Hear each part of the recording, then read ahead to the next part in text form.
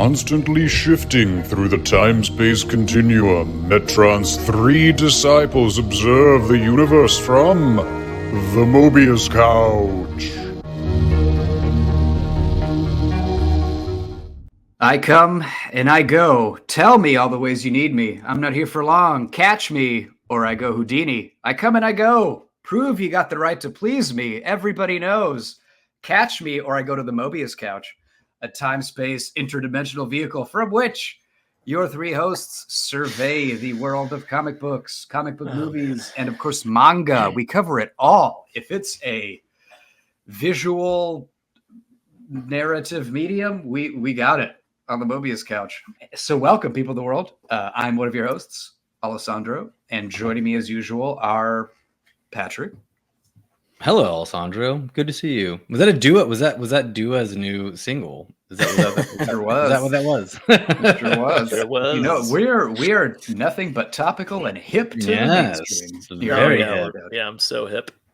And of course, Joe is also here with us on the couch. Hi, I'm Joe. Hey, Al. Hey, Joe. Everybody, welcome to the couch. Patrick. This is the What's couch. up? The couch. Yeah. Talking about Nightwing. We're here to talk about Nightwing. Yeah. Love it. Well, before you say you love it, so we're going to talk about Tom Taylor's recent/current run on Nightwing, starting with Nightwing 78. Yep, Nightwing 78. Yeah. 2021, so peak pandemic when this was coming out. That's true. But yeah, and most of the art by Bruno Redondo, along Mostly, with yeah. other, There's quite a few fill-in artists actually, but yeah, he's the main artist.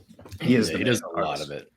Number one in our heart, Bruno Redondo. But he's incredible. But this is the run we're going to talk about. We're going to talk about Nightwing. We're back to DC, everyone. Nightwing is back in Blüdhaven. Does It's anyone been know a what long DC time stands since for? Dick Grayson has been himself, but now he's smiling again. Something, cracking wise, bad guys. You know, he's in blue now again. You know, something like that. That's pretty much DC? it. That covers the synopsis. Go ahead. DC stands for Detective Comics. It is. Detective Comics. Comics is what everyone calls it because they call it DC Comics. Oh, was DC just Detective Comics became DC? Yeah. Oh, Yeah. I didn't know that. That's a cool little trivia piece. Yeah. I've actually our gotten that listeners right get to in learn. trivia before.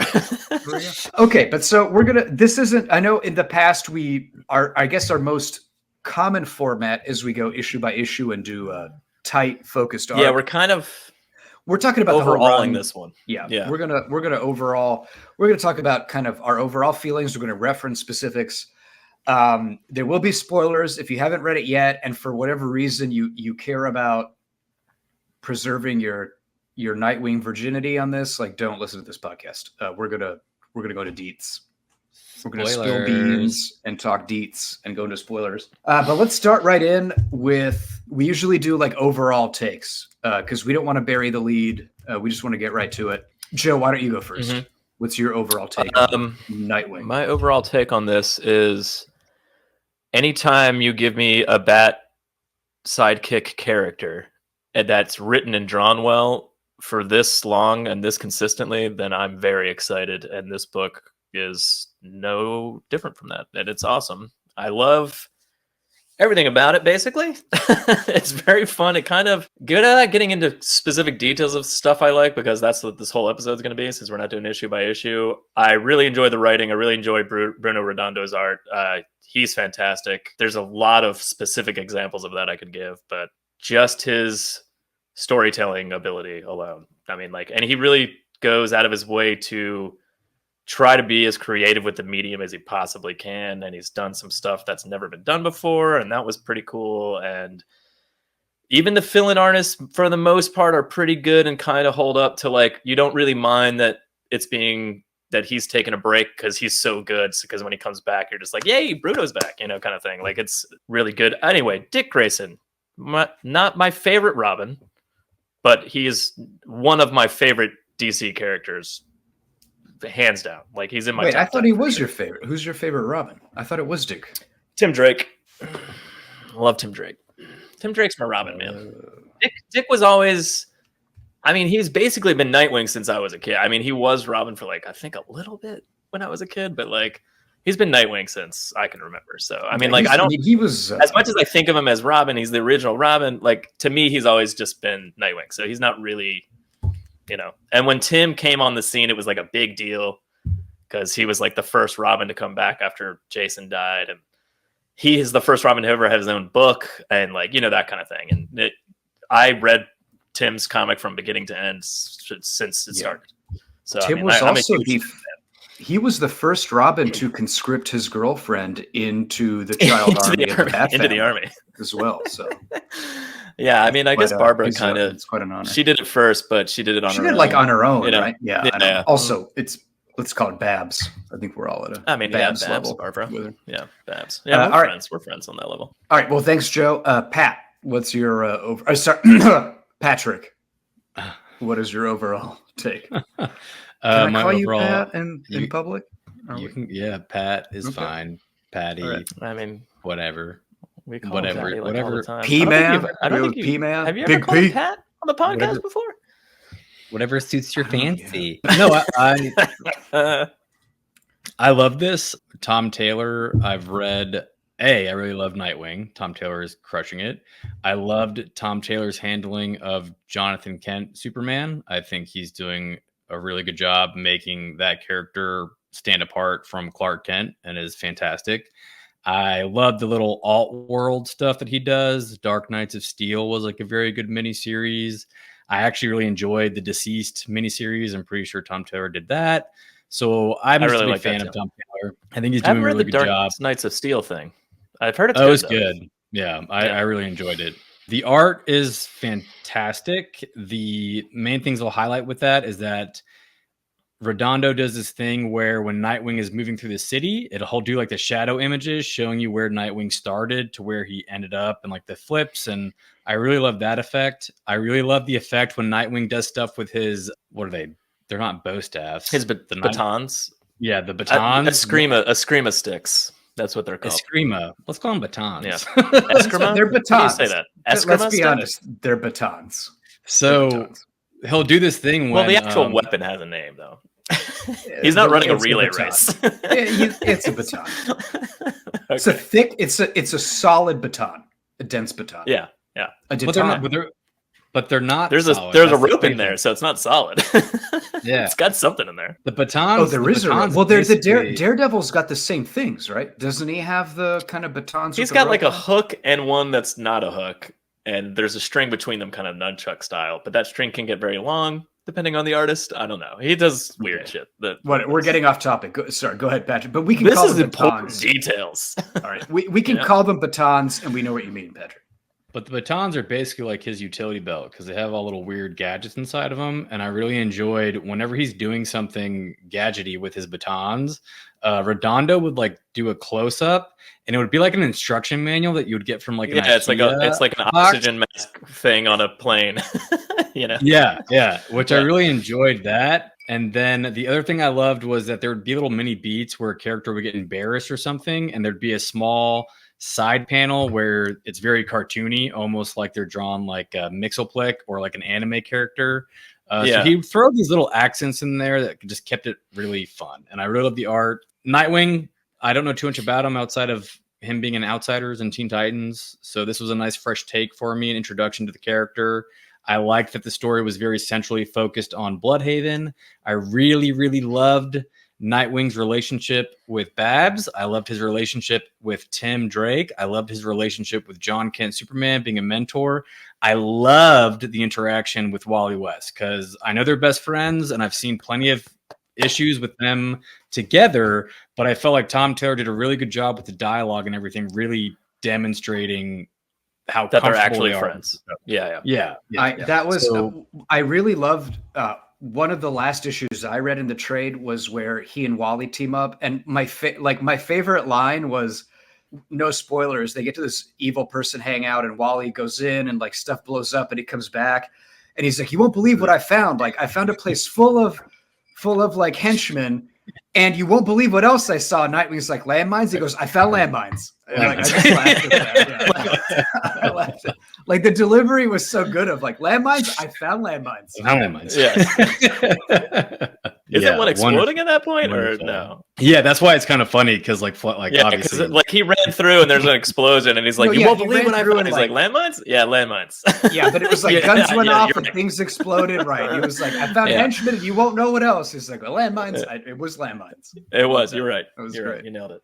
God damn it. And this is one. My last thing with it was I liked like I've always kind of had a weird take on Babs because she's always been Oracle to me. So she's always kind of been dealing with bigger level cosmic threats. So it was fun to see her as Batgirl again and Oracle working directly with Nightwing. I loved their chemistry. I used to ship the Starfire Nightwing romance, but this book really made me kind of love them. And I've always been Babs, man. I love Babs and Dick are great together. Yeah. But the Starfire is in a few issues and she's written perfectly. They do great stuff with her where she goes up against Blockbuster. He's threatening to do something, and Starfire is the one that steps up, and she's like, "What are you going to do about it?" And he's like the way Redondo draws it, like Blockbuster is like 5 times the size of Starfire, but he knows that she's way stronger than if he confronts her, she's going to kick the shit out of him. So there's just so many good character beats. I love this book. You should, Being back in Blüdhaven is fun. Tom Taylor, to what Patty was saying, like one of the best things about this comic is his ability to write Dick's relationships with his peers and his friends and his family so perfectly and make it seem so flawless and like they don't feel like guest stars. They feel like Tim doesn't feel like he's in the book because it's a guest starring Robin. You know, it just feels like a natural. Of course, they hang out like it's normal. You know, like it's and Wally too, and the relationship with with Superboy John Kent is awesome, or Superman John Kent, I guess. But you know, really good. But yeah, the writing is top notch. I didn't really stress that enough, but yeah, it's really good. Al, what did you think? No, I liked it. I think I'm God damn it. Why you didn't do that for anyone else? Why do I have to get interrupted?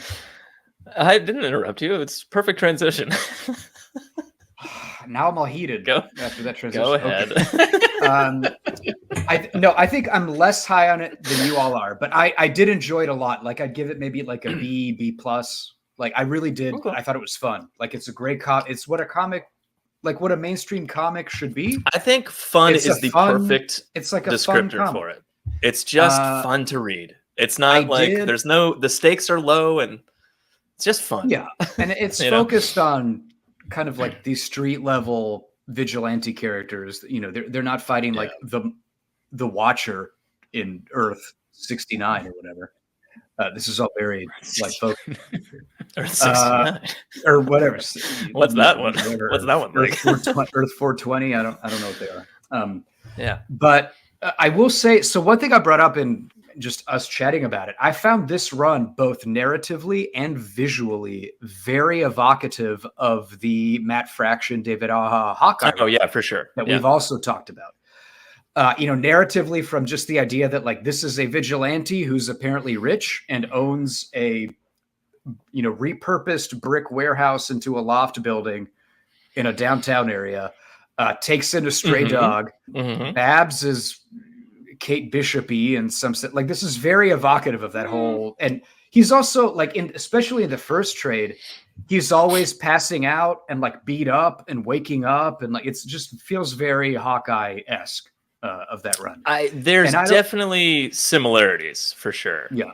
And then also visually, I think it's a similar, and I don't mean this as a criticism of Redondo, because like honestly, I love his style. It's super kind of stripped down and stylized, but also very detailed. Like the I think expressions are super detailed. I think it's clean. It's great. You know, it's not great. that it's stripped down. It's just that it's very No, super everything's crisp, drawn yeah. very precisely Very crisp. and clean. Yeah, like every building but- is a straight line. There's no grungy pencil marks everywhere. Yeah, but you know. as kind of a callback to that Hawkeye run in AHA is you know, Redondo also does a lot of those kind of like Wes Anderson 90-degree straight on angles and like overhead down angles, like you know, walking these down the very staircase kind of and like stage play setting type angles that AHA did in the Hawkeye run.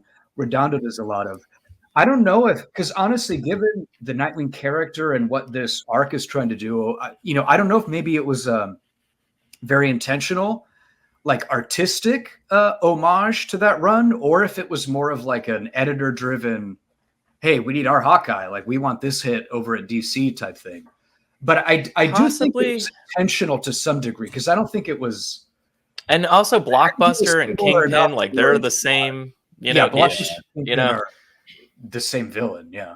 So I just wanted to say, I think there's enough similarities to where it clearly wasn't like a random chance thing. I mean, so I think whether it was editors or the creative team, I think someone made a conscious decision of like, you know, we enjoyed that Hawkeye run. And I think, you know, we're going to, like, you know who could do that in our universe? Nightwing. Yeah, like you know, take inspiration. Like perfect character to do that. And again, I don't mean this as a criticism on the creative team. I just mean this. No, not at all. Yeah, I actually enjoyed that, but I definitely got that.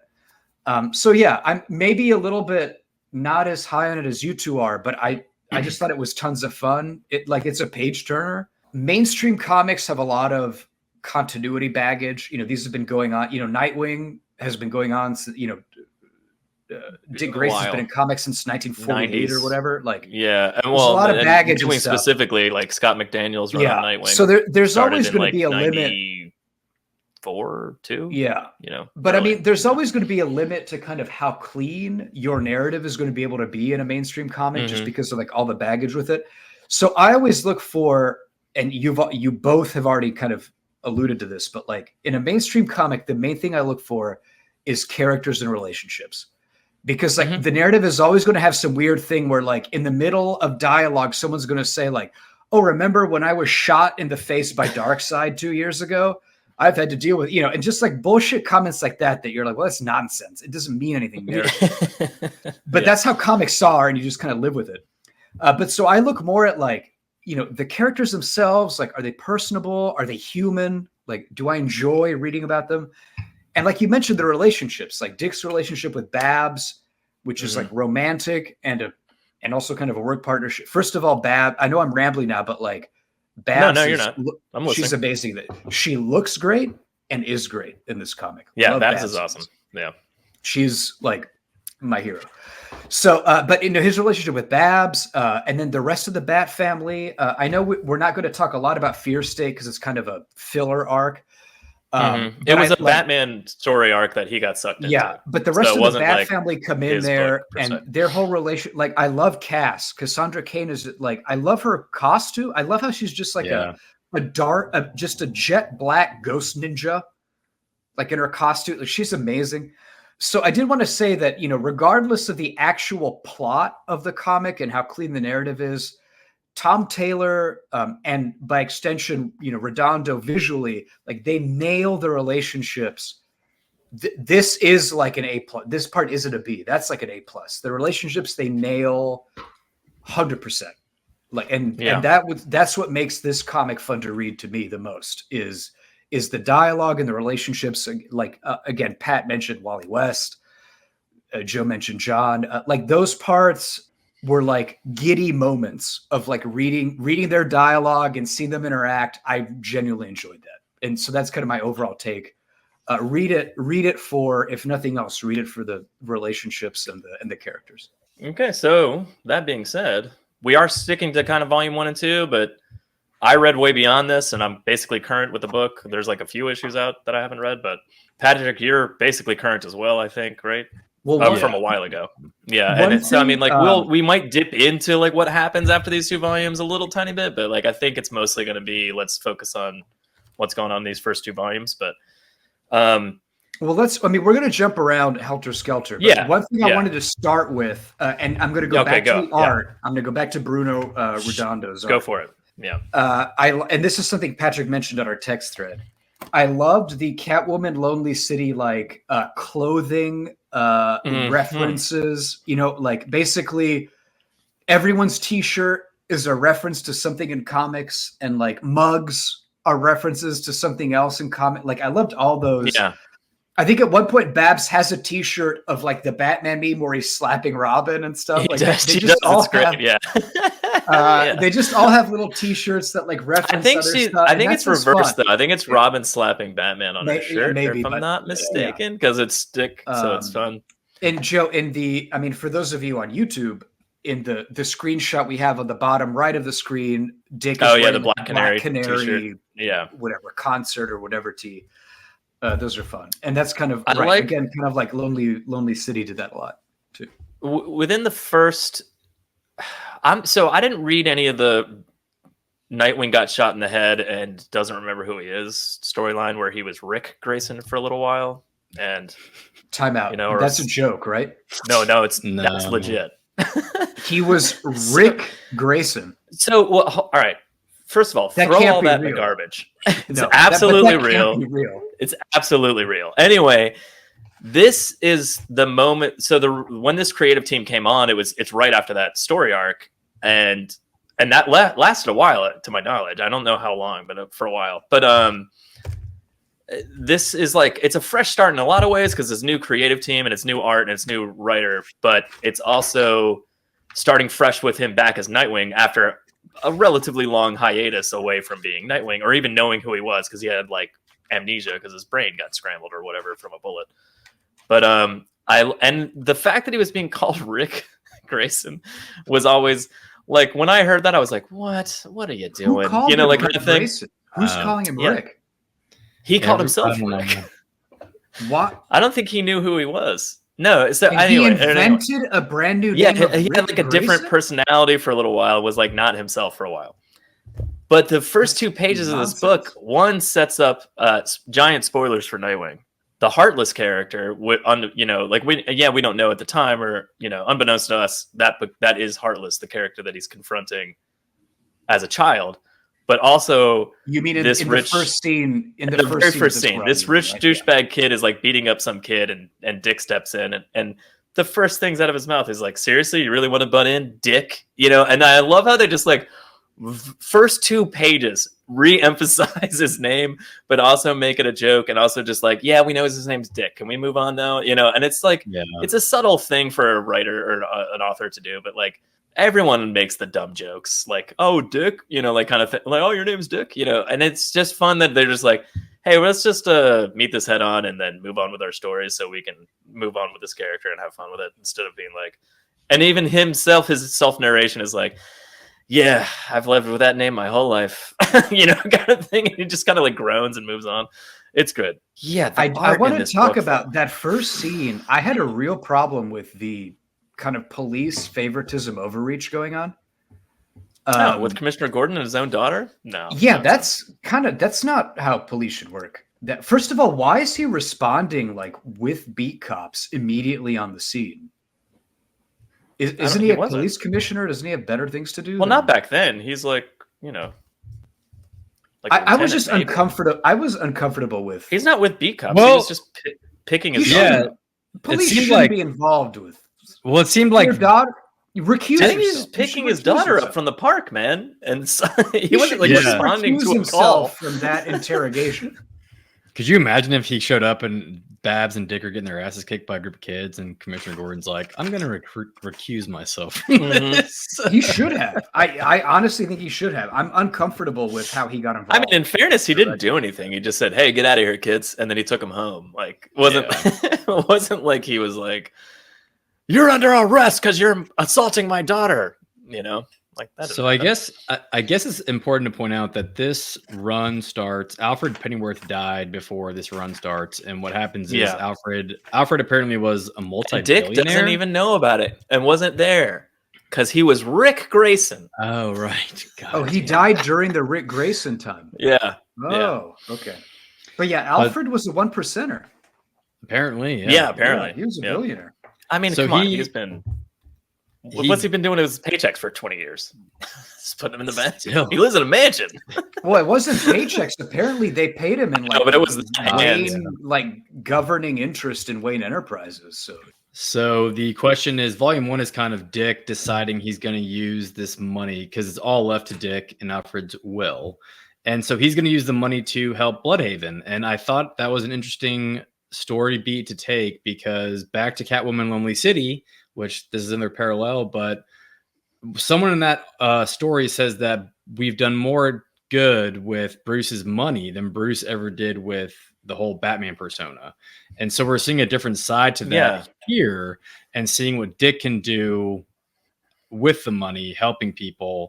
But I thought that was interesting as well, because if he was a regular guy, he would have been murdered immediately just for trying to help people because it power balance. I did want to bring that up because I think Catwoman Lonely City examines that a little bit more interestingly than this comic does, because I think what this comic tries to do is to have it both ways of like, oh, he's going to help. They wanted to have him the fun of him being Nightwing, but also I'm going to use this money on like Bruce Wayne. But I think that's a less interesting investigation of the theme than, because really what you want to bring up is like, is it more effective to fight crime with a mask on or to just use money to better social programs?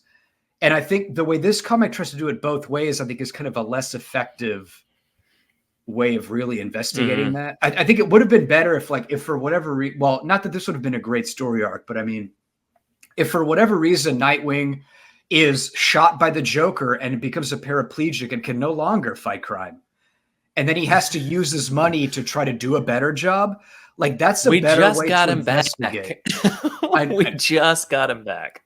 I know, but I like the idea in the sense that he's actively using his money with the Dick Grayson personality to better the city in huge ways, not just like small, like I put up a children's shelter or something.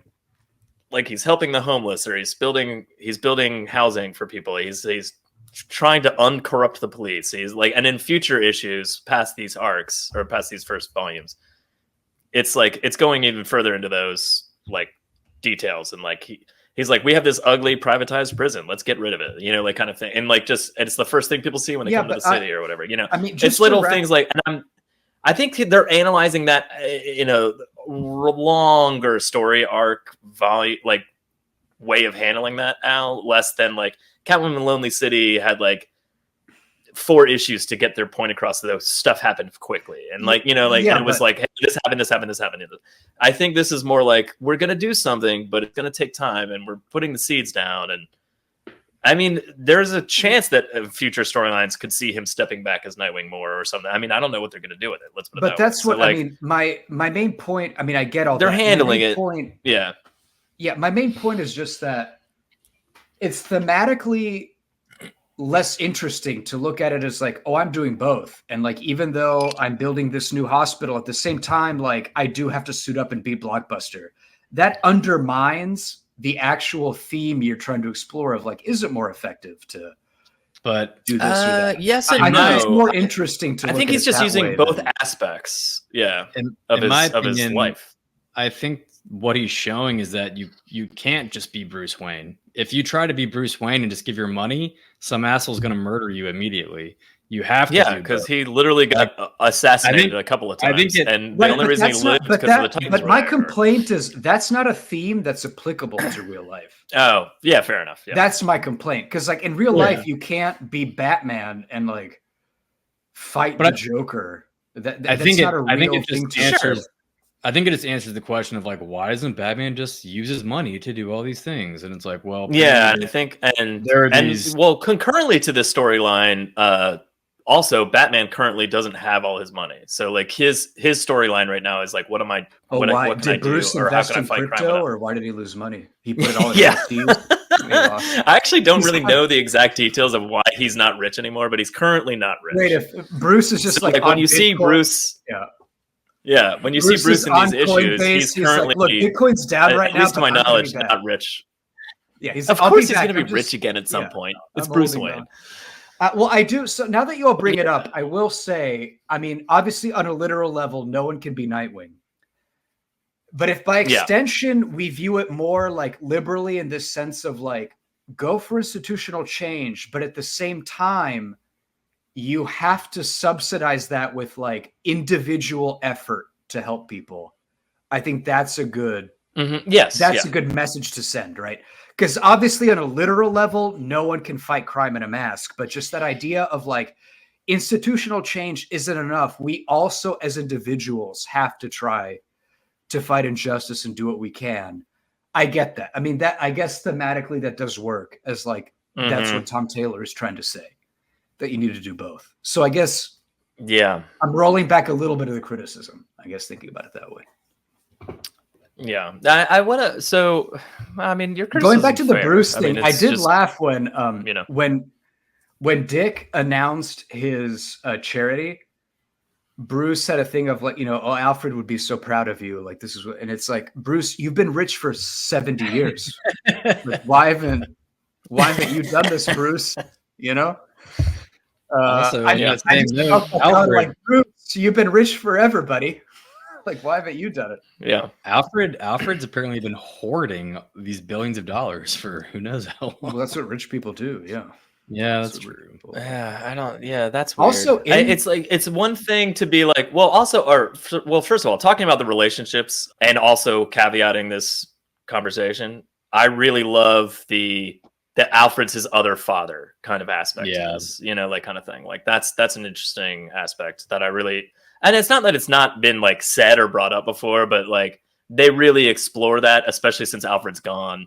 And how he's dealing with the loss of his father again, kind of way, And he still has Bruce, and he lost his actual father when he was a child. So it's a little different, but like it's still kind of an interesting aspect to this. And like he wants to honor Alfred and, do right by him and do right by and the reason Alfred left him all the money and not Tim or Jason or any of the other Robins is because he thinks of Dick as a son, and he knows Dick will do the right thing. Like he's so sure that Dick is the person to handle this properly that he just gives him everything. And I really thought that was an interesting aspect of this character, because that's kind of brought along further on in the story arc, especially when we get closer to like issue 100. And like they did like huge things with Nightwing in the entirety of the DC universe in terms of like literally Superman and Batman and Wonder Woman are like, and all the rest of the heroes are like,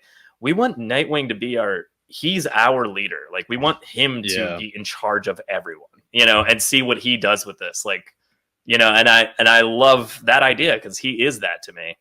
And I've always thought of him that way, but like, it's kind of cool to see the other heroes like recognizing in him what I've always been like, I love Nightwing, and here's why. I can't really explain it, but it's there. He's like pure and good and wholesome. He's like Batman without all the broodiness and angst, and like, I don't know. It's something about this story arc where they finally explore that aspect of his character that I really enjoy. Yeah. To sorry, go ahead, Pat. Well, I was just going to say, piggyback off two of your points. I really loved the use of flashbacks. I thought was done really well and was timed well, because the flashbacks of his interactions with Alfred, and there was even a scene where Batman's about to scold Dick about something, and Alfred stops him and sticks up for Dick and is very fatherly to him. So it established that relationship. Again, if you're a new reader, this is kind of a good jumping on point to start learning about Nightwing. But then also the flashbacks of him as a kid, he's always had this sense of justice and moral compass inside of him, where he's going to try to save as many people as possible, no matter what. And I thought that was a lot of times flashbacks I feel like can become irrelevant. And I thought when he used them, it was for a very specific purpose. And I thought it was a very good way of developing Dick's character without having to read 8,000 back issues of Nightwing. Yeah, and back to Joe's earlier point, I think like most people, when I think of Dick and Alfred, I think of Batman Forever. And even in that movie, Alfred is the one who tells Dick that Bruce is Batman and makes his suit and kind of pushes for him to become a superhero.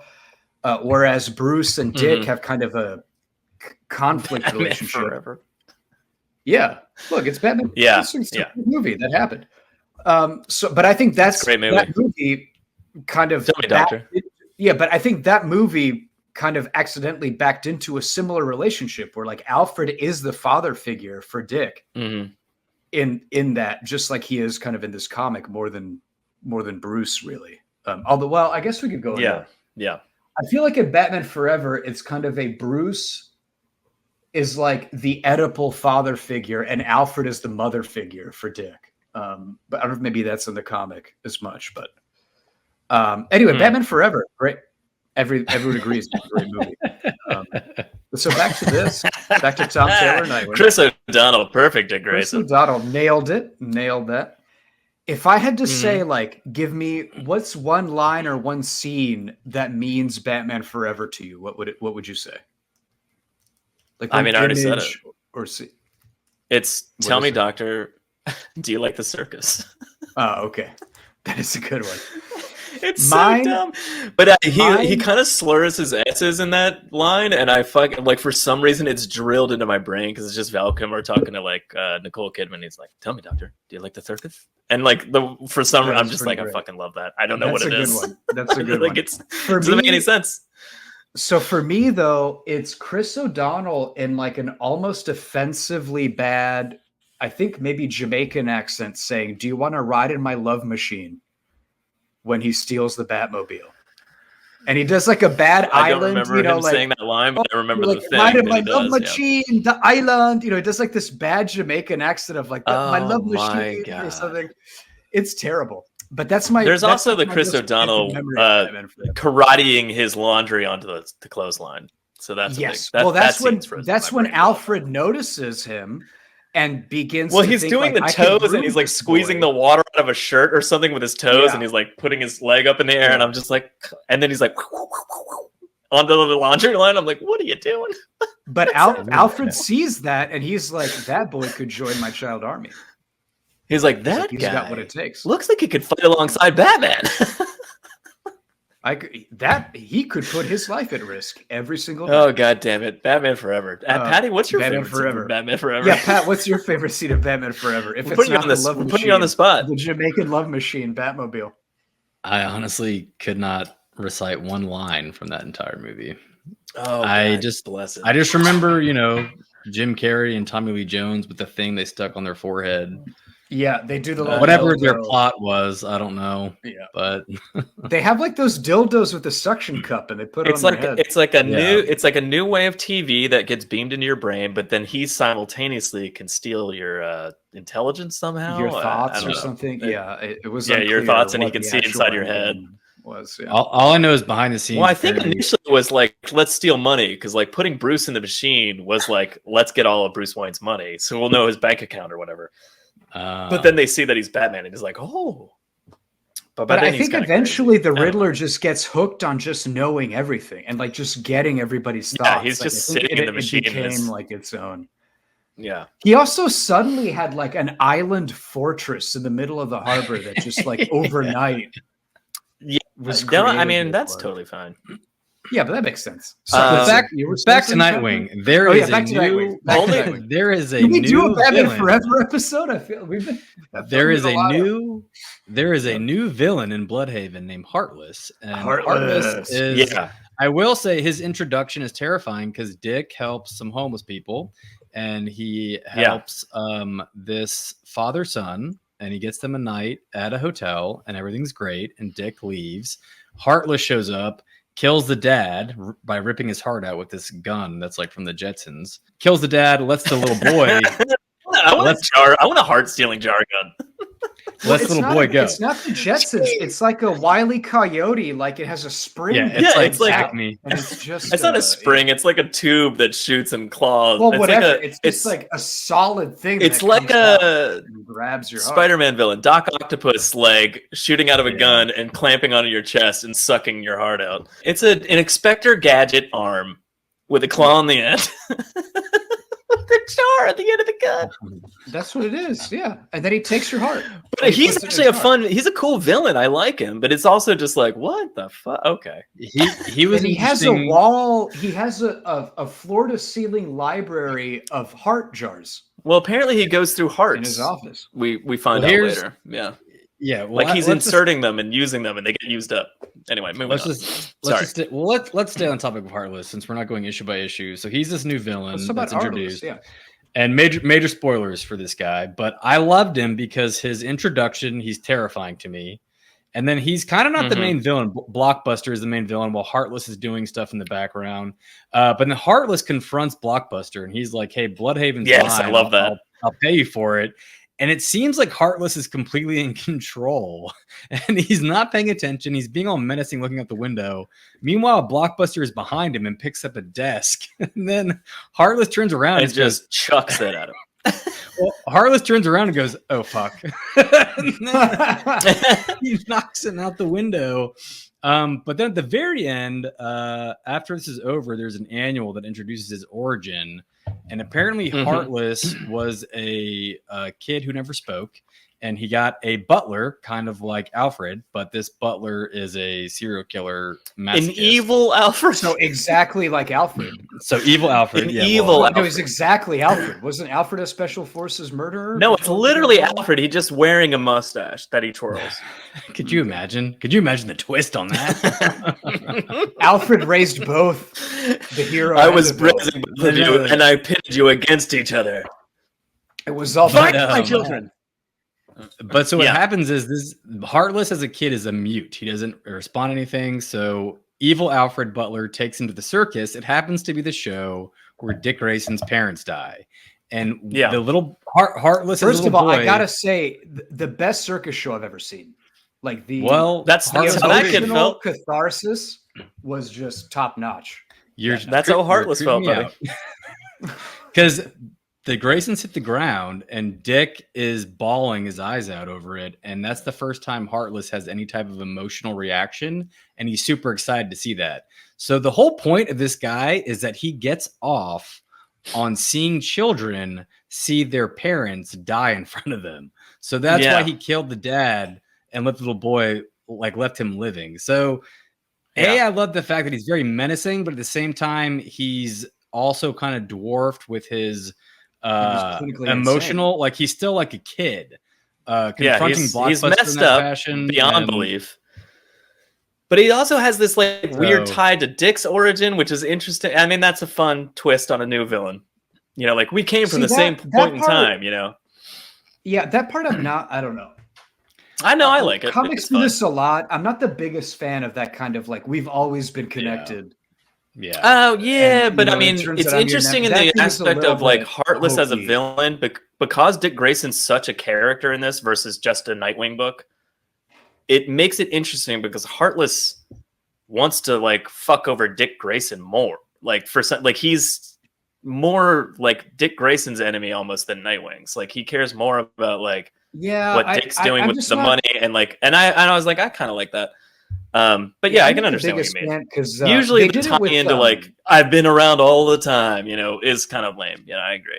Yeah, because it's kind of like in Batman Hush was kind of similar, where Hush and Bruce knew each other. I'm not the biggest fan of that. Yeah.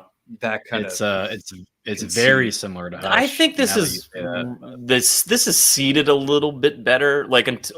It's not like you see that origin right away. He's around as a villain for a while. Oh yeah, you get that introduction with him and Dick when they're children, and flashing forward to they interact several times before finally. I mean, I think it's after volume 3 even when that annual comes out where you finally find out his actual origin kind of thing, and you're like, oh okay. I mean, so maybe it's the build up to it was enough that the payoff didn't seem like a cop out kind of thing. I don't know. The best version of the we've always known each other thing though is Mask of the Phantasm. The Phantasm twist that it's his ex that they knew each other growing up. That was done really well. I thought I think the romantic part of it made that a more interesting. Oh, I just wanted to mention that. I mean, no, I agree. I just wanted to mention this in terms of Black Canary t-shirts and connect subtle cues. One of the first things that they do, and they kind of keep this character around, is Marvin George's Pizza, and it's Marv Wolfman who wrote the Teen Titans and George Perez who drew it, and it's George that's handing out the pizza all the time. He was since passed away. Oh, And yeah.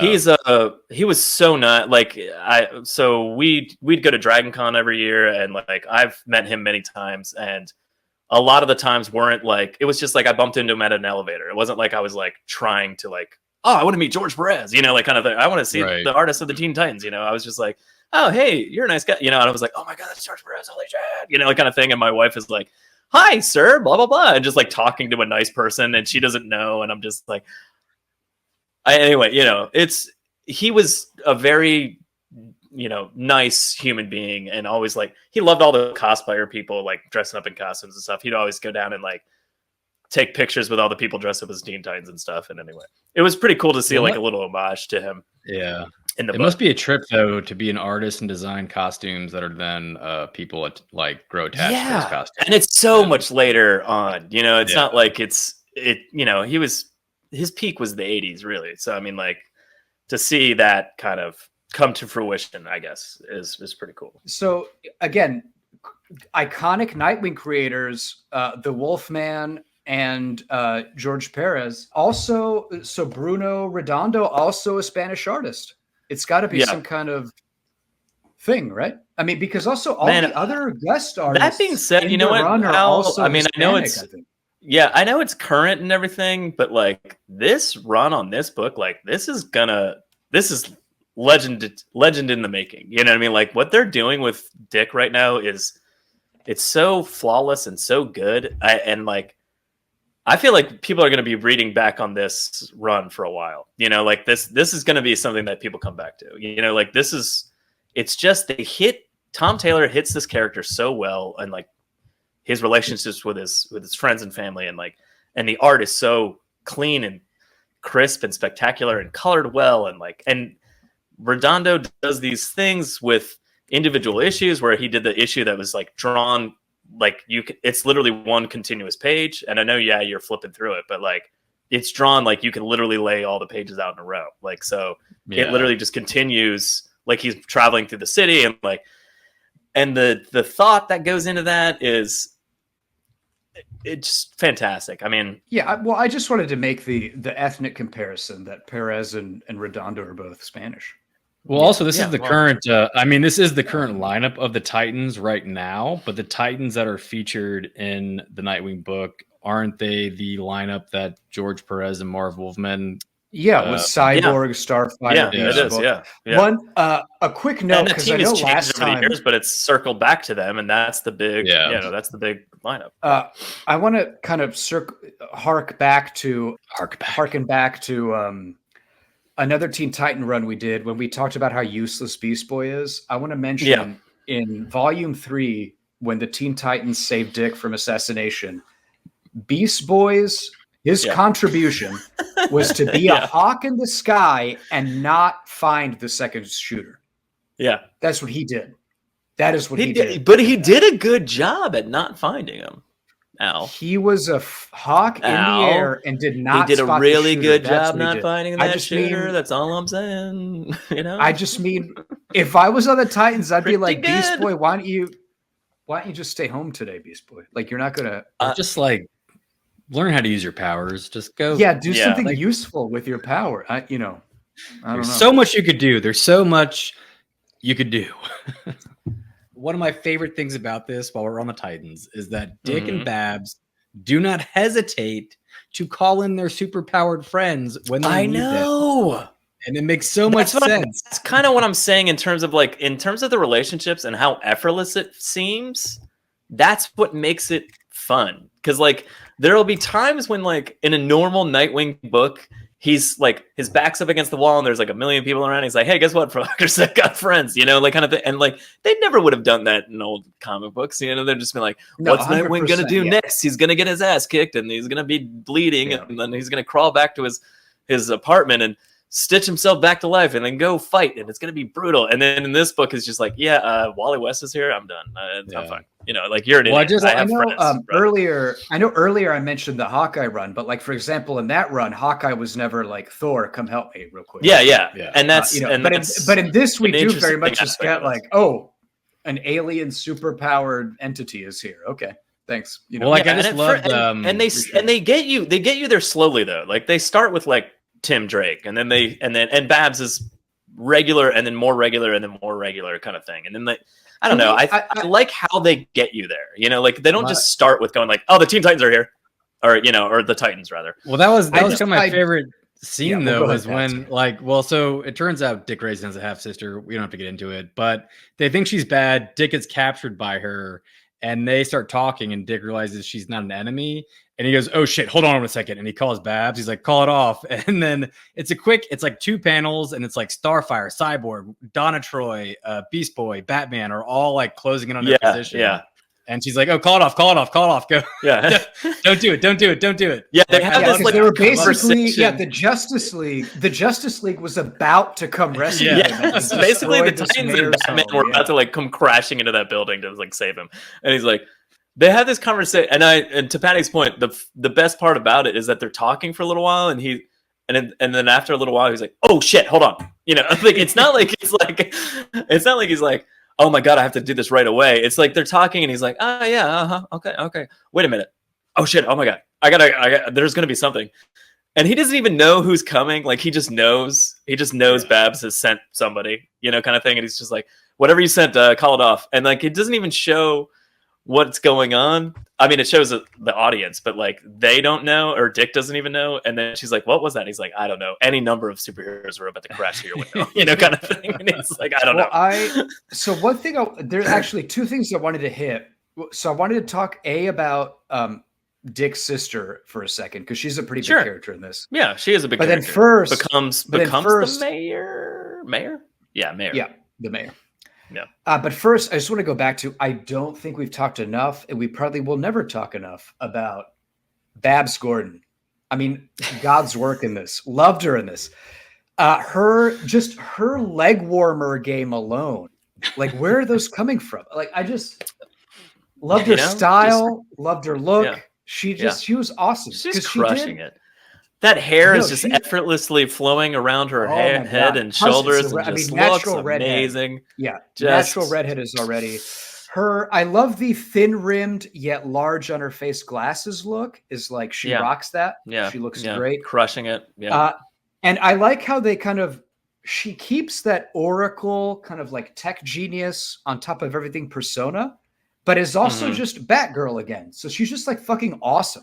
She's and Patty, you mentioned this before, but at all times, she's awesome. She has her spine fixed from when she was Oracle, but it's like new and/or experimental technology that's like keeping her on her feet and be able to fight crime and stuff.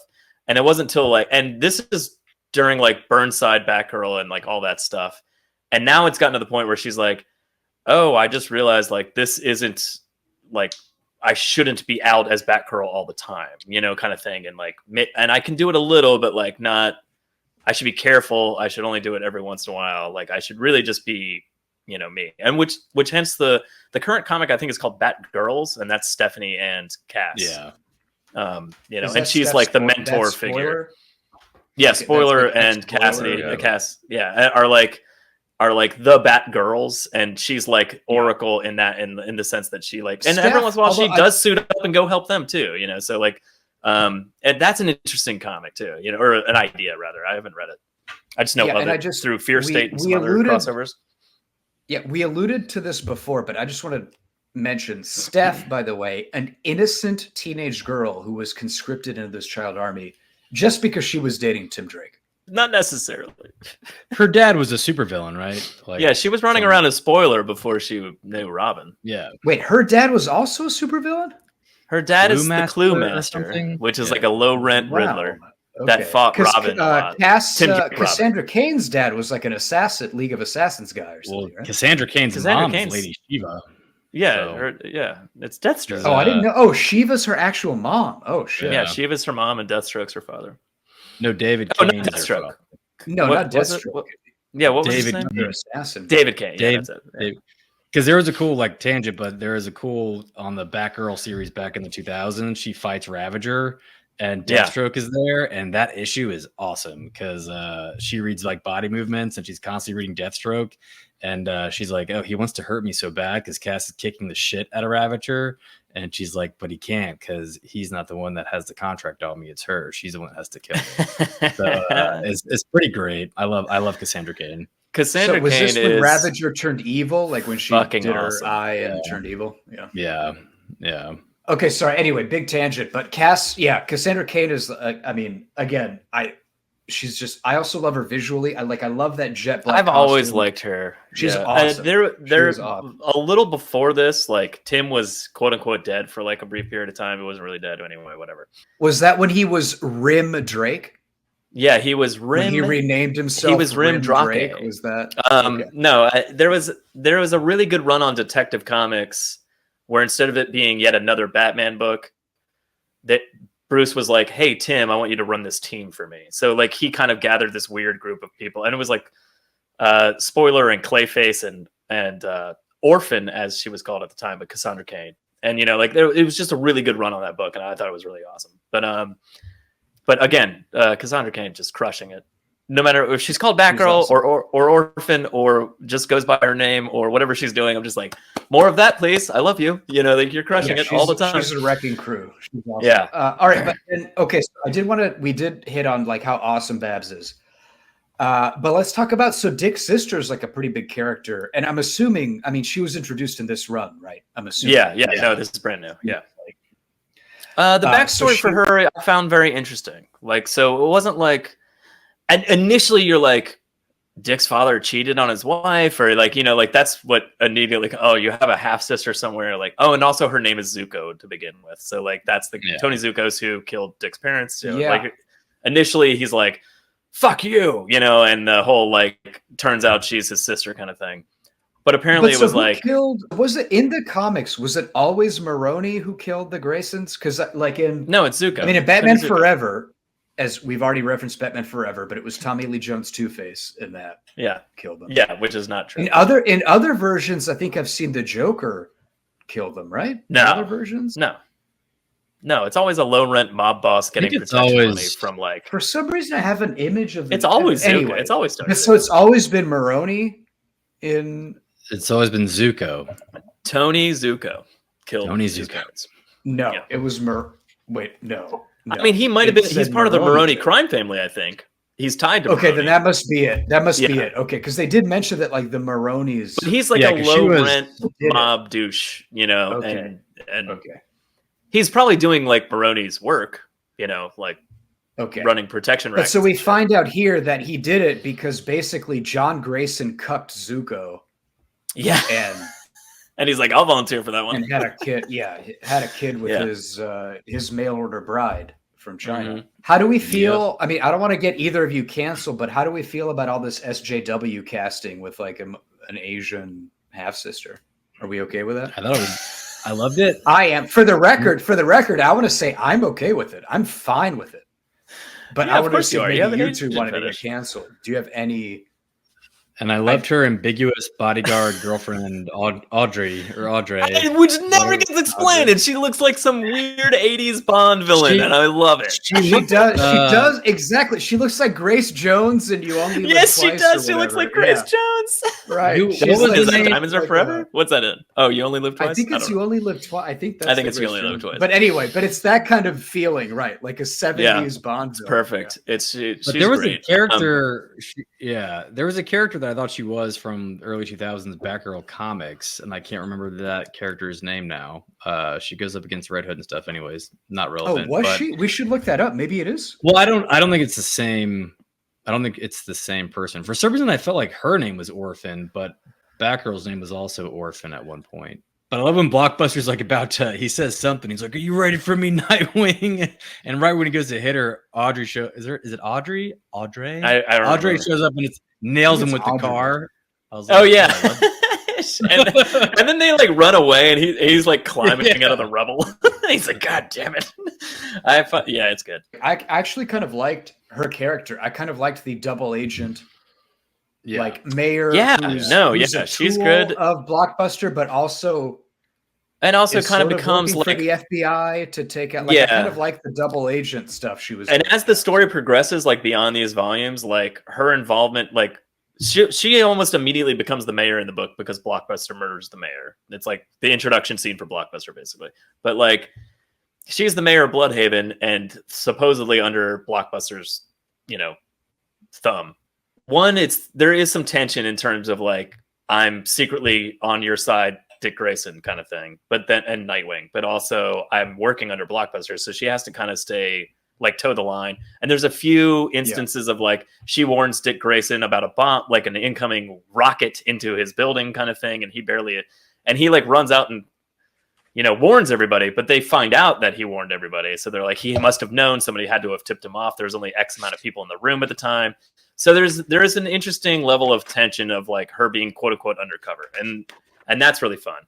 But when that is basically over with, her role doesn't just disappear. She's still the mayor of the city, and he's trying to work with the city to like rebuild it and make it something better than it ever has been, kind of thing, and less corrupt. And it's her involvement in the storyline is still fun and interesting versus just like, we use that character and it's done. Like, they keep it going, and it's I think they're doing a good job with her as well. One thing I found weird this is in the first trade paperback. So as we mentioned, she's half Chinese. Her mom was a mail order bride or whatever for Torizuko. I don't want to say whatever. She's a wonderful person. I mean, she was a mail order bride. Yeah. She was a mail order bride. But so part of this issue is the sister introduces Dick to like her mom, right? The woman that his dad had an affair with. But to do that, they dress him up in like a Chinese costume. Yeah, I didn't like that. I think they just put clothes on him that they had available. But why do you have a full like man's size X Chinese costume? I don't know who she's fucking on the side. I don't know. I don't know who's in her bed. I don't know whose pajamas those are. No, but somebody. They're not. First of all, by Chinese costume, I mean that literally. It looks like a Miss Saigon like theater. That's Vietnam. Like, I'm sorry, I'm being Asian-esque pajamas. But I mean, no, it's like a pastiche of like a stage play of like what it's not like Chinese people obviously. It looks like traditional wear. Yeah, I think that's what they're going for sure. Traditional. I think that's a weird choice to make of like, I think nowadays, like if a Chinese person was like, "Oh, have some of my clothes," they would just be a fucking sweatshirt. Yeah. Like it wasn't. That's very fair. Wait, she Chinese? Be like a rice paddy farmer in 19th century China's. Yeah. Mao jacket or whatever. I just made. First of all, they didn't have Mao jackets in 19th century China because Mao. I'm gonna get canceled. I made a lot of bad references, but anyway, what I'm trying to say is like it was a very what are you saying? It was a very like ethnically coded outfit. No, I get what you're saying, and I agree completely. I was like, where did they get that for him? Did she just have that laying around somewhere? I don't understand. Yeah, because Dick is like 6'2" and built. Like, where do you have just a spare or whatever? Anyway, I thought that was a weird. It's not that weird. Her name was Onyx, and she was a supporting Bat character. Oh, okay. I thought that's who it was at first. I was like, what was her name? Onyx, but it's racist. Not her. Blackstone. Yeah. Well, yeah, that is. But it's not her. Audrey is not her. There's a scene when Dick leaves finally, and he's like, "Oh shit, Blockbuster's coming. I gotta go." And so they kind of like knowing that his sister's on his side, kind of thing. He ties her up and Audrey up, like to I guess insinuate that he got the best of them, so to speak. So when Blockbuster comes in, it's still their cover isn't blown, kind of thing. But Blockbuster comes in and talks to them for like 2 seconds, and he's like, Audrey's like, he went out the window, and instead of just like going through the window, Blockbuster just like walks through the wall. For some reason, I just fucking love it. Here. He just does this. Just I'm just like, what the fuck? That's how you get out onto the roof? What's wrong with you? Were either of y'all really concerned about Dick's how many concussions he got in this issue? He got like 4 concussions. I was mildly, because I understand what concussions can do to a person. And that's just part of that's another, I think Hawkeye also mentioned head trauma and concussions. That's just part. I mean, Patrick, it's like being in the NFL. You know, that's just part of the deal. You're going to get concussions. It's CTE. You're going to have CTE when you're old. That's just. It's worth it for the entertainment. Someone should write a comic of like all these 60-year-old street level vigilantes like dealing with the head trauma. You know, it's like Matt Murdock and Hawkeye and whatever just chat and like not remembering things. That would be an interesting with how many future storylines they do. It would be interesting to have at least one. They should do them where they just all have like dementia at age 45 and like the difficulty with CTE. Another fashion note I want to mention. This is my favorite Babs look. I love it. So she's also, you can't see it in this frame, but she's wearing brown leather loafers, sockless loafers. She's got the little belt over the shirt. Babs is crushing it now. We all know it. You don't have to tell us. These are the glasses I was mentioning. Like, I just love her look. Love her looks in this. Mm-hmm. Whoever styles Redondo, great work. I want to talk about Superman and Dick, and I mean that with both Clark Kent and John Kent, but specifically the scene before we really get to the John stuff is I've always really enjoyed the relationship between Superman and Nightwing. And it's subtle and it spans decades, but like the moments are there and they're weirdly friends, almost kind of more than Batman and Superman kind of thing. And I've always kind of found that fight, like they famously fight. Yeah, so it's because it's Batman v Superman, right? Yeah. Well, Nightwing and Superman's personalities are very much more similar than Nightwing and Batman. Yeah, so I think they have more of a camaraderie. Think along the same lines. Well, I mean, like classically, Superman gave Nightwing his name, you know, kind of thing. Right. I don't know. I think it's also because Batman is more. They have an interesting relationship. So I think it's like Superman's the cool uncle, right? Like Batman is the basically overbearing, strict father, and Superman. Like Robin is the was the first sidekick, you know, kind of thing, and he got introduced to Superman at a very young age, and was basically like, holy shit, you see how cool this guy is? And Bruce is like, he's all right, you know, kind of thing. And he's like, no, he's fucking cool. Come on, look at it. Look what he can do. And but he's watched Nightwing grow and he's helped him along the way and, you know, that kind of thing. They have this interesting relationship. And the scene where it's on the screen now if you're on YouTube, but like the scene where they discuss like Dick looking after John because he knows he's going to like leave for an extended period of time. He's like, a lot of things are going to fall on my son's shoulders. And I can't think of anybody else better than you to like help him through those moments where he needs somebody or needs guidance, kind of thing.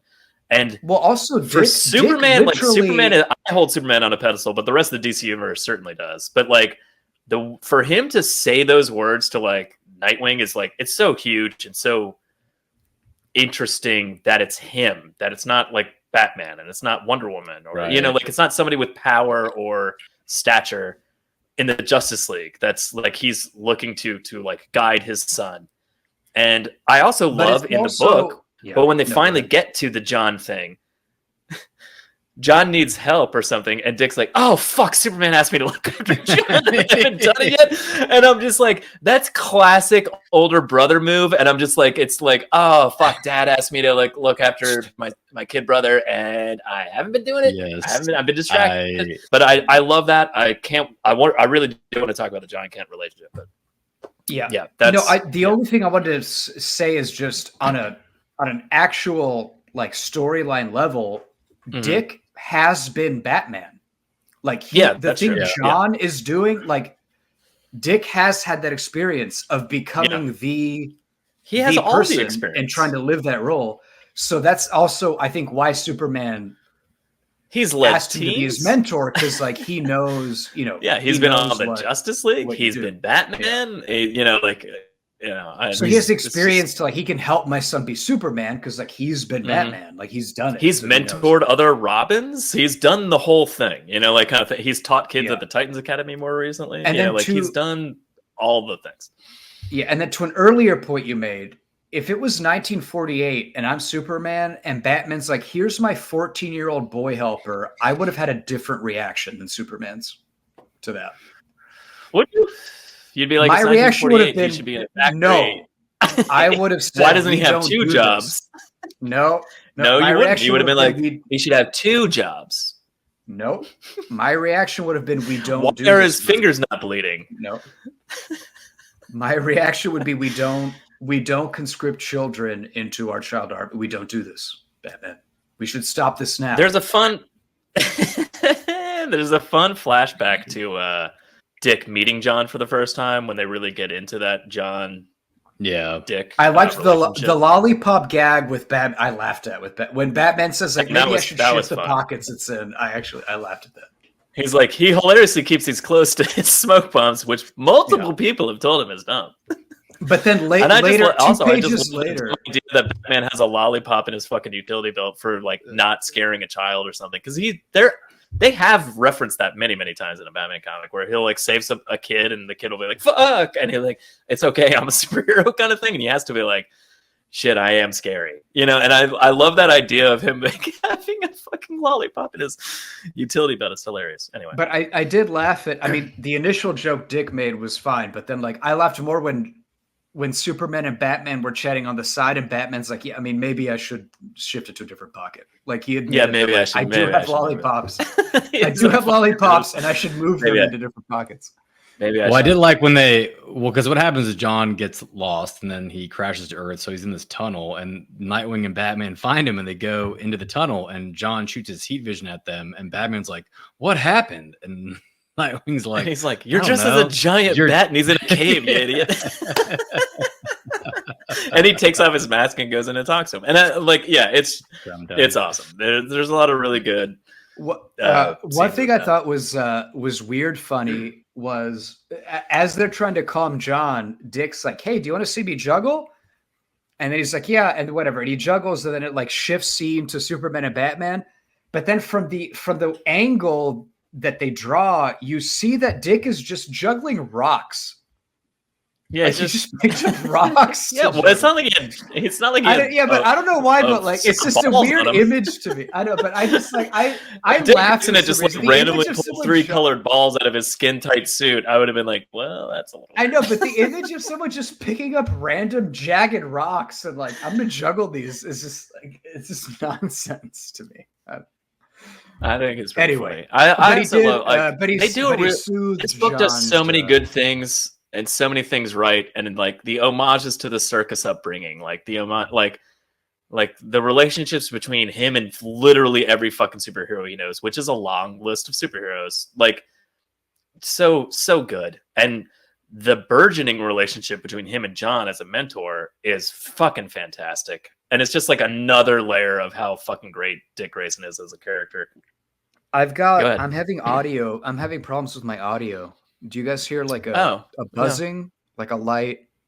No, I don't think so. Does this pass the Bechdel test? The Bechdel test. The Bechdel test. Does this pass the Bechdel test? The answer's probably no. The answer's probably no. This one, I don't think it does. Eddie, why don't you sing along? I don't know.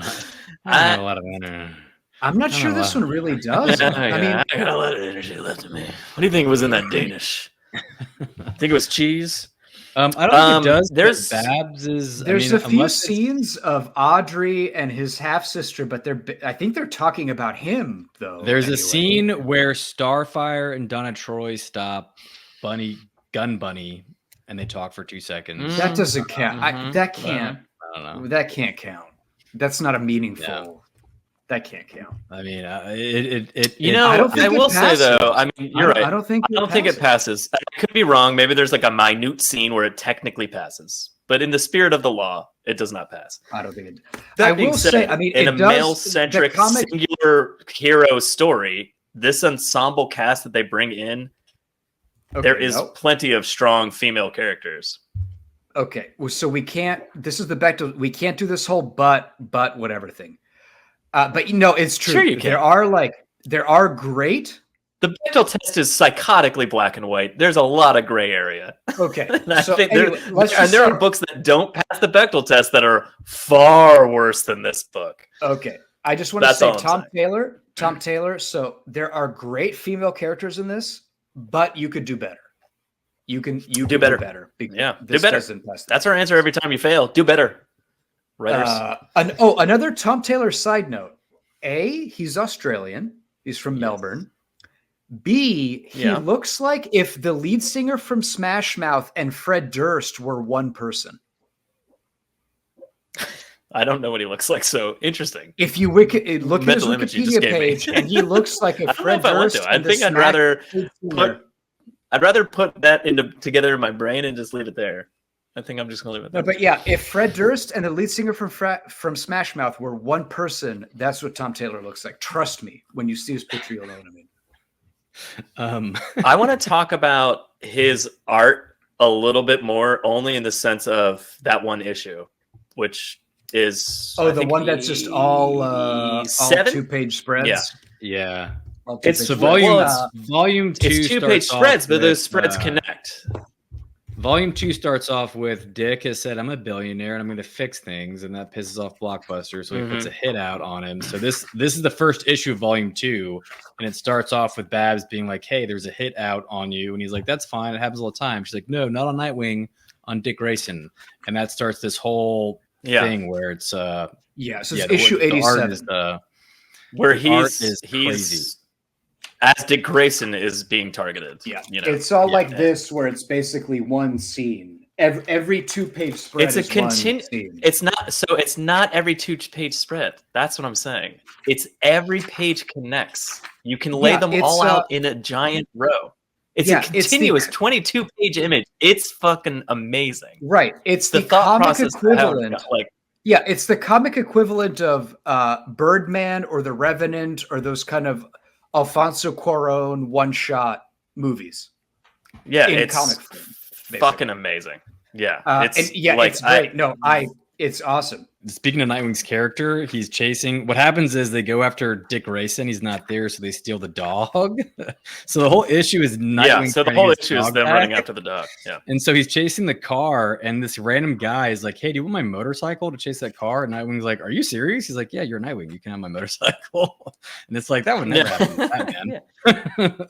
But anyway, that's an interesting note, though, Patty, because there's a underlying subplot that Blüdhaven is horrifyingly corrupt. Like there's moments where like the cops show up and Babs is like, well, the cops are coming. And he's like, no, the cops will let these assholes go. Like they're the cops of Blüdhaven, and stuff like that. Like there's a lot of like blood. Yes, exactly. So, but literally all of them. It's not like it's like, oh, there's a few good cops. It's Gotham City. Like some of the cops are good. It's Commissioner Gordon. It's like, no, literally all of them are corrupt as fuck. But like, and so if the cops show up, that means more bad guys are showing up, kind of thing. But there's this underlying current of like, this city needs me / more to, or like, like is more than it's being represented as, kind of thing. And like the fire at the homeless city with the kids. Yeah. And like Tim Drake leads all the kids out into the pier, and then like the fire's going there and there's bombs there or something. And Nightwing like calls like a distress signal kind of thing. Yeah. And like Heartless is like, no one's gonna fucking come. This is goddamn Blüdhaven. Like you're fuck. And he's like, I disagree. Like I think the city means more, kind of thing. And like ships start showing up and they save all the kids, kind of thing. But like there's that underlying current of like the people of this city are like, thirsty for more. Like they want to be good, kind of thing. It's just that they've been so beaten down, and so Nightwing is like this breath of fresh air that's like helping them like be who they want to be, kind of thing.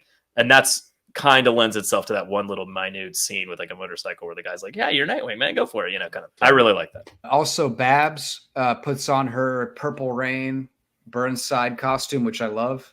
Love that costume. And again, the whole issue is just like side by side, basically just a giant diorama. Of what's happening. And again, a lot of those kind of you can literally put that art like around the room, angles, like at the top, and just be like, it all connects. And the way he uses the depth of the page, and like at some points, like there's some pages where they drive off and they get onto a bridge, and then the next few pages, they're literally like little dots or cars and motorcycles moving along a bridge for like multiple pages, as there are like word bubbles basically above them. And then like And then at some point they jump off and they come closer into the foreground and they're back in the foreground. And it's awesome. Like it's he also it's ridiculous how well it's planned out. Yeah, I mean, earlier I mentioned those kind of like Wes Anderson theater stage angles, but in contrast to that, I really like the kind of like depth work he does on like foreground, background. Yeah. This next page also has that, where it's like very multi-dimensional. Batgirl's coming in from another point. He's in the foreground. Yeah. So that's really, that's really cool. Like he does a good job of making that. And on to Patty's note earlier, he's not the first one to do the Nightwing flipping through the air with like the after images to show how he got from point A to point B. But he does it so well that it's almost like erases what's been done. And no shade to Scott McDaniel from back in the day, from the 90s, but like who I think may have been the first one to do that. Maybe, I don't know. His ability to show Nightwing like flipping from one spot to another and how he got from one point A to point B within a page is fantastic. One of the main things I wanted to talk about was go for it. There is an issue where Dick is asleep. He gets a text from his sister saying, "Hey, your building, like Blockbuster, is shooting missiles at it. You have to get out." So Dick sets the fire alarm off to get everyone out. And then someone goes, Maurice can't hear without his hearing aid. You have to save Maurice. So he goes to save this entire time. He goes to save Maurice. Yeah. And you're expecting like a 90-year-old crotchety man who can't move, and Maurice is an older gentleman who is stacked. He is like he's body ripped, dude. He is he's a daddy, man. He is ripped. I just thought that was such an interesting choice. I'm like, he is jacked. I did not expect Look that. At those muscles, Patrick. So this is a fill-in artist, and I blame that on some comic book artists only draw giant muscular people. Like it's just, I don't know, because like that's all they have. Like he's talented enough to draw an old man. I was like, that's not Redondo though. That's what I'm saying. It's a fill-in. It's a fill-in dude. Oh. So it's like, who drew this? Geraldo Borges. Another probably Spanish artist. I feel like the detail. Patrick, but honestly, though, Patrick, Snyder's new scale for Maurice. God, how high are you going? No, shit. He was in better shape than I looked like. I mean, he is. Look at him. He's in good shape. He's huge. Look at that arm. I mean, he's not quite chiseled from stone. I mean, he's like a 3 at least.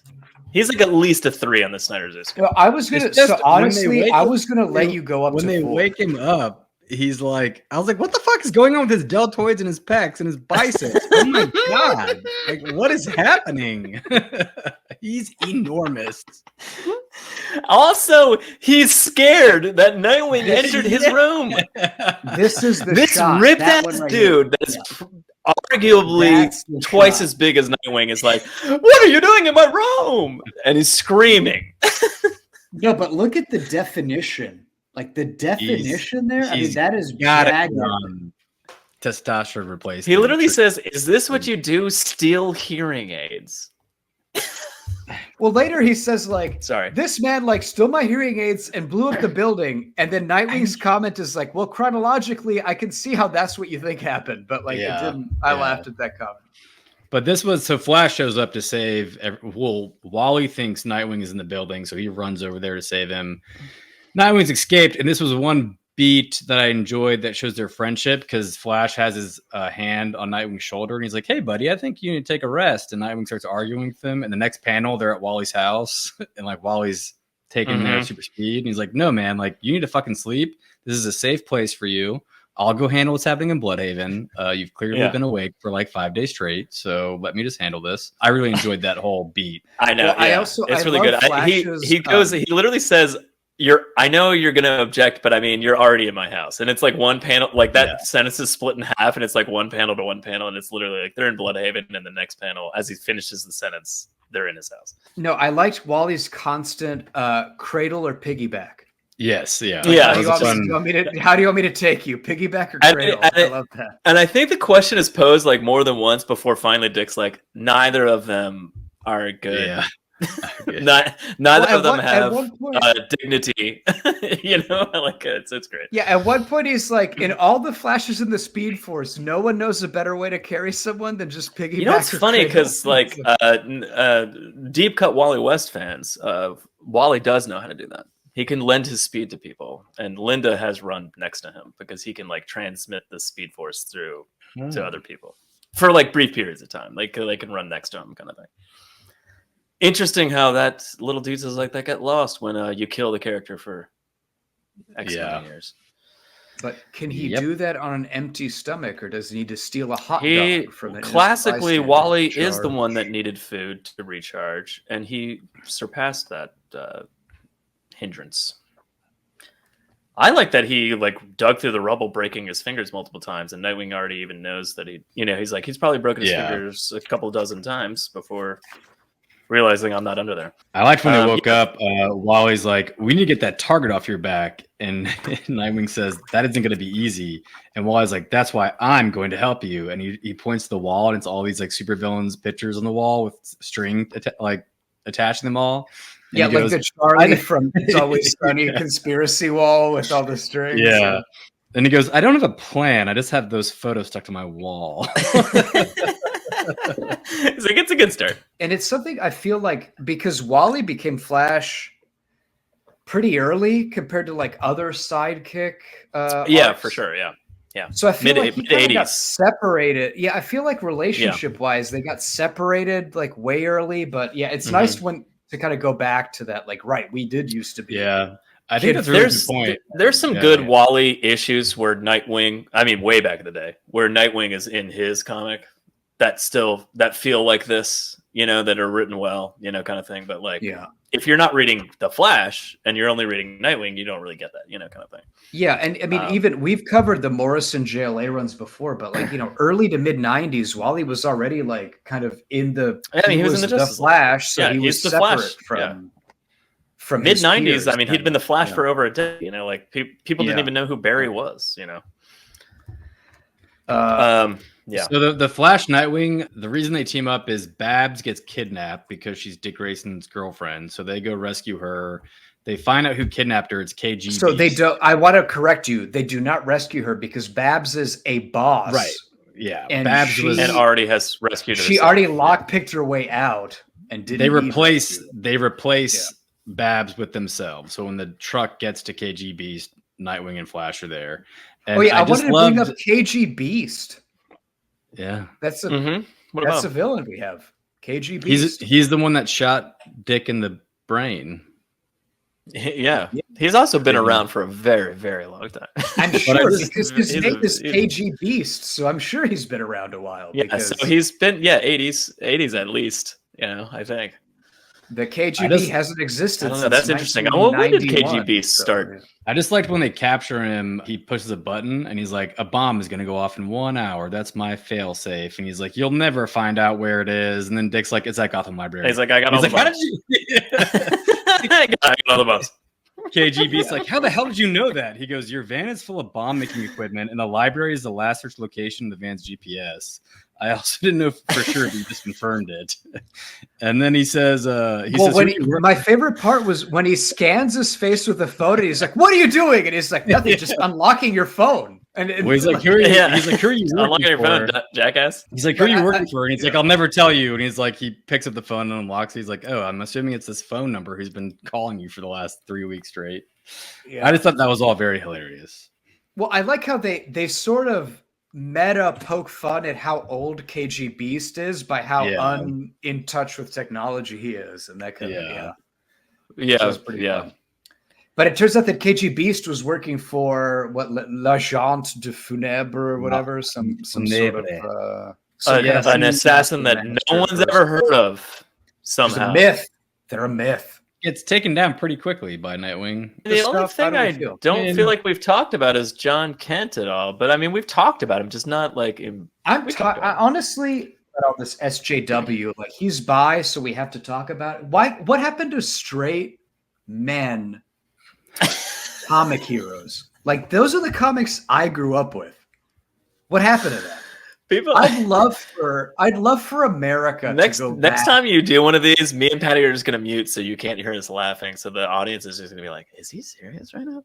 I'm just saying, I'd love to go back to a world where all my superheroes are just blonde white dudes who are straight. Yeah. That's old. Is Also, that a crime? John- Is that a crime for wish for that? I don't know. And first of all, I love their pick relationship. a side. Am I right?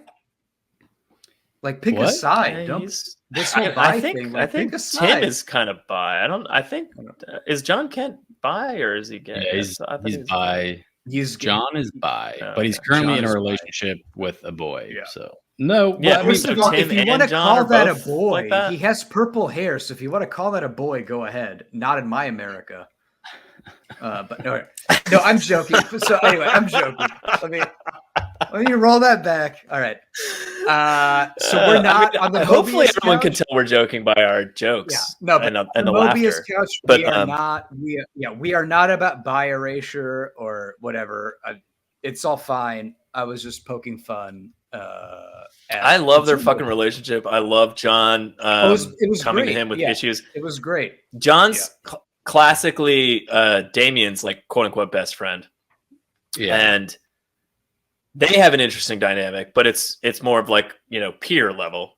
And the way he looks at Dick as like an older brother kind of thing, and the way Dick and in later volumes, Dick like goes into actually training him and like going like, oh, this is what you're doing wrong. Like you're fighting this way because I notice you're always holding back because you're super strong, but like you can do it a different way. And like, this is how, and it's interesting how they actually go into detail in terms of like Dick trying to help him become a better hero in terms of like in the issues in this book that crosses over with Superman, son of Kal-El. It's the point of the story is that John hurt somebody by accident, like when he was trying to like save people and, do something. So he's like having, remorse for that, kind of thing.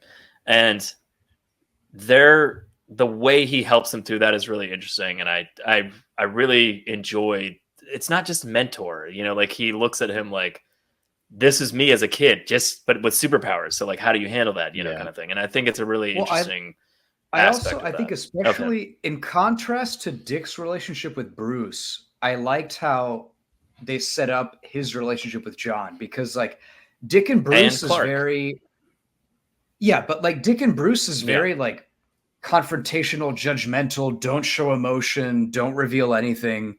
Yeah. And Dick and John's mentoring relationship is the opposite. There was a part where John was talking about, I mean, the details of this are a little bit bonkers, but for whatever reason, he was trapped in like another dimension. He for 5 years. His grandfather took him away for a while. He aged up. Like they took him from like Damien's age of like 10 to like 17 or whatever. So they aged him up, kind of thing. The specifics don't really matter, but he did like on an emotional level, he revealed to Dick, like during that time when I was alone and trapped, like I thought about when you saved me in the past, and like I was looking for that was heartbreaking. And that's and that's a very sweet, like emotionally vulnerable moment that, like, for example, Dick and Bruce never would have had. Yeah. Like traditionally, like 80s comics, like that never would have happened. But that level of kind of like just sort of like honesty and like just directness and talking about like emotions and feelings was like really a sweet moment. And then I think afterwards, they Nightwing and John like legit just physically hug each other. Yeah, they just embrace. I mean, like, so in this issue, it was nice to see there's that a moment kind of where someone like, mentorship detonates in front of them. So John steps in front of the blast and stops Dick from being hurt. But within that like blast, and basically once again having not hurt somebody, but like lost somebody in the process of saving them, kind of thing. Dick's like, oh fuck, dude, you just need a hug. Like kind of thing. Like after that thing, and it's just like that's so like fucking adorable and honest and just pure. Well, and it's also positive, right? The important thing is like this is a positive mentorship. Like so much of the DC sidekick main hero relationship has always been like we're both orphaned, broken people. And like trying to fight crime in this horrible world. And this, in contrast, is just a positive mentorship of like, I know how to fight crime.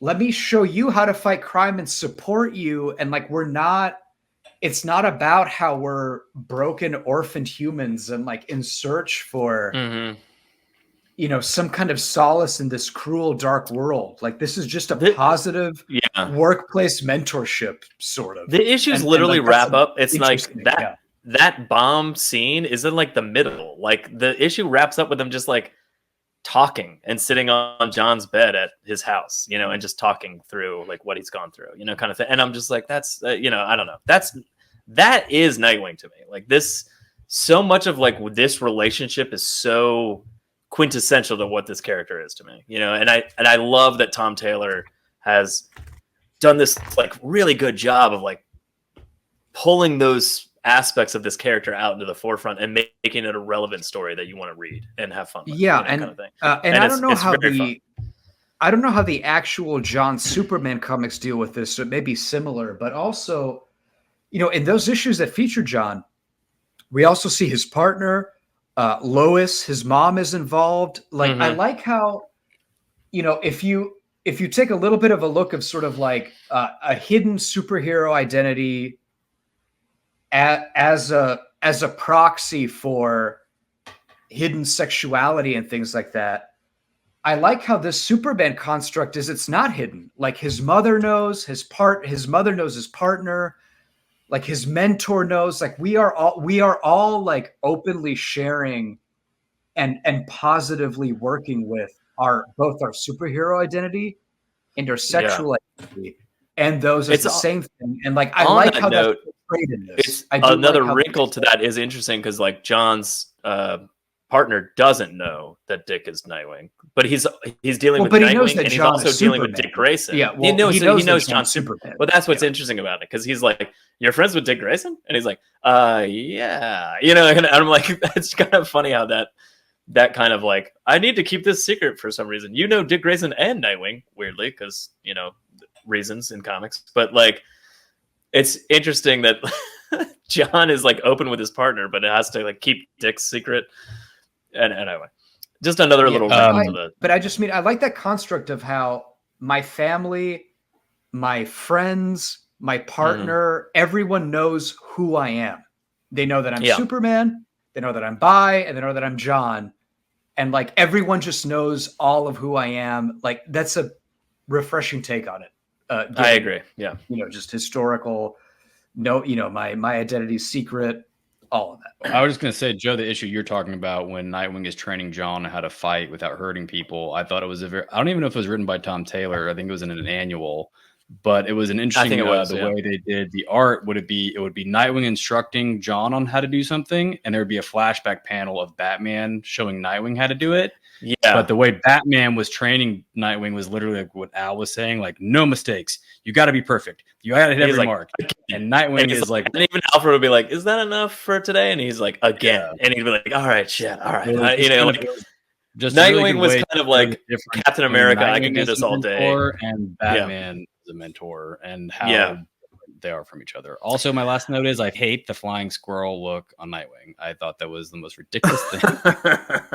I was actually going to add, I mean, it's subtle, but that's not subtle at all. no, not the wing thing. But the suit does change. Like, at first, he doesn't have the stripes down the sleeves. It's there is a shift, like the costume shifts. He gets a very subtly. He gets a knife-proof new suit, and then also the squirrel wings. The wings should be black. We can agree. If anything, they should be black. They should not be bright blue. I think that's true. I think keep them. I think that would solve the problem. Actually, I think if it was black, I would be like, okay, because all you want is the blue stripe. Would have made more sense. Yeah, I don't know.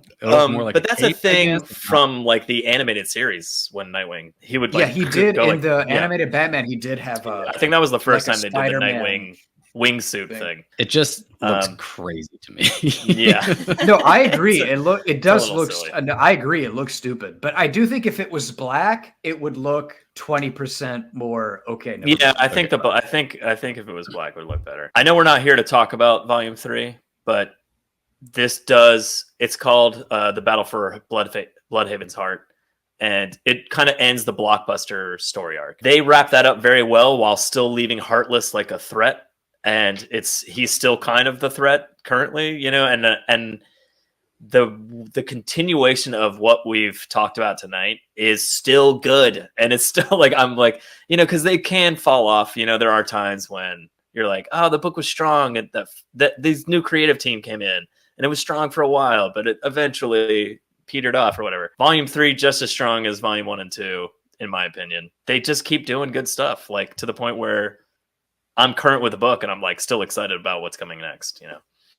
The thing I liked about volume 3 is the way they take Blockbuster down is Babs confronts his henchmen and is like, hey, did you guys know Blockbuster owns that horrible fucking prison that y'all were in That for you've like all a decade? spent time in. So he loses all They're his like, henchmen. yeah. Oh, he I kept thought us that in was- there?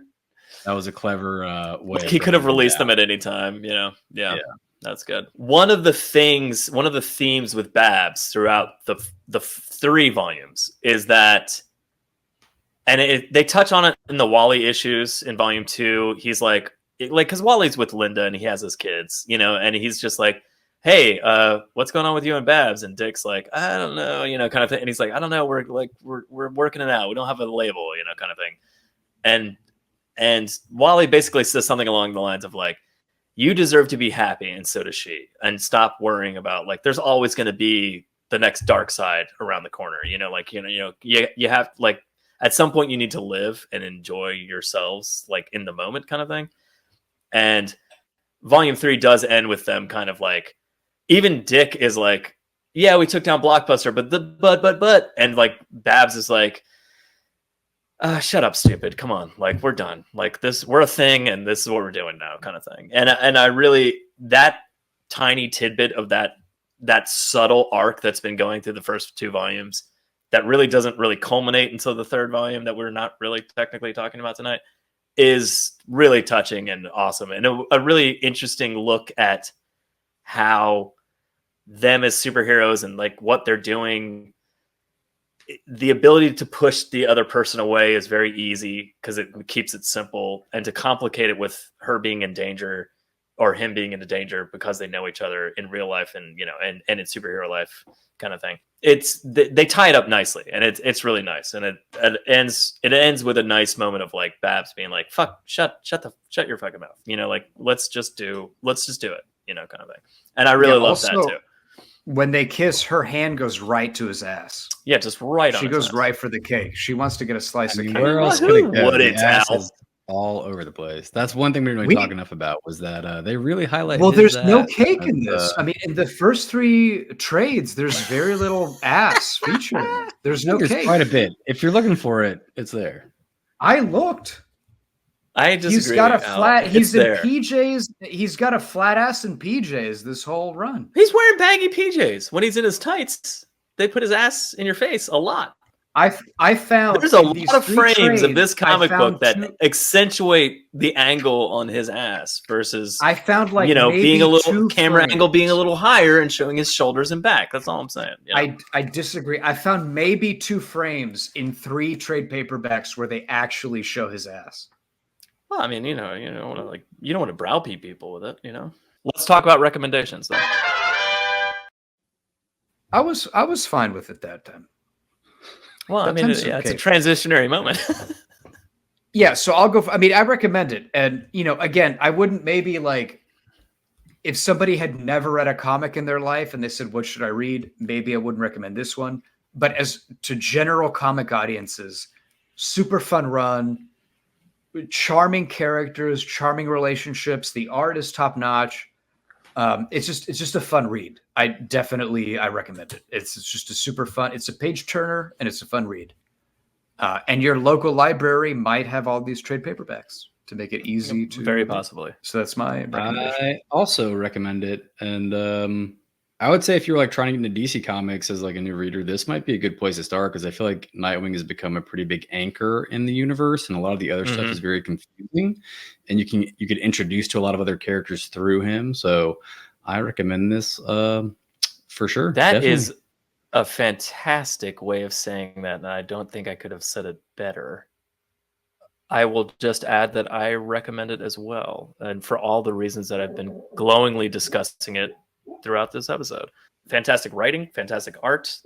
The hoops Redondo jumps through to give you something interesting to look at is interesting. Like not a lot of artists will take the time to be like, let me plan out 22 pages continuously in a row where it doesn't break, and you can lay them out on the floor if you ripped your comic book apart. That's insane. Like it's insane and it's awesome. The art again, I mean the writing is again, he hits all of these deep cut, interesting moments with who Nightwing is and his relationships to the other heroes around him, and the weaving in of all the people that he's touched in his life and span as a character since 1940, whatever, is relevant, and it doesn't feel jarring. It doesn't feel like when Wally's there or the Titans or Robin, Tim Drake, or like anybody, or Babs at all, like or even John Kent, like who is a relatively new character. Like those characters interacting with him seem natural. It seems like this is who Nightwing is, obviously, and it doesn't come across as a guest star of the week moment. It comes across as like, these are the people that Nightwing knows and loves, and they're the people in his life. So of course they're in his book, kind of thing. And it makes a lot of sense, and it's written well. Can't say enough. Love it. All right, ladies and gentlemen, that's the Mobius Couch. We talked about Nightwing. The couch. That was the couch. Oh, is that how we're in it? The couch. The couch. The M couch. All right, I think we did comics for the week, right? We won comics. We did it. Mm-hmm. Good journey, everyone. Good journey. Goodbye.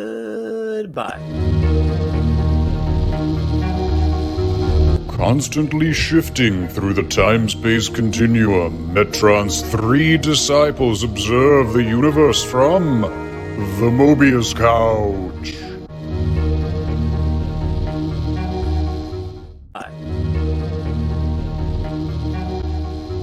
Constantly shifting through the time-space continuum, Metron's three disciples observe the universe from the Mobius Couch.